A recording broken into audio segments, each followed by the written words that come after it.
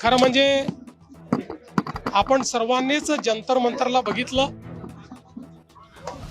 ज्या प्रकारे त्या ठिकाणी भाषणं झाली, नारे लागले, वक्तव्य झालीत, त्यातनं एक गोष्ट लक्षात आली, भारताच्या युवांची अभिव्यक्ती नाहीये, तर अराजकता पसरवण्याच्या मानसिकतेची अभिव्यक्ती आपल्याला पाहायला मिळाली.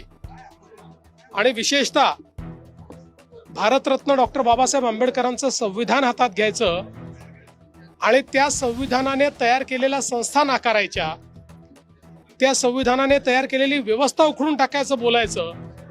संविधान म्हणजे केवळ पुस्तक नाही आहे, त्यातल्या प्रत्येक आर्टिकलमध्ये या देशाच्या लोकशाहीची तत्व आहेत. ती तत्व नाकारणारे पुस्तक घेऊन फिरले तरी ते भारतरत्न डॉक्टर बाबासाहेब आंबेडकर विरोधी आहेत, ते संविधान विरोधी आहेत. त्यामुळे मला असं वाटतं की आज या अभिव्यक्तीने त्यांचा खरा अराजकतावादी चेहरा आणि मनसुबे हे उघडे झाले आहेत. कुठलंही समर्थन मिळालेलं नाही.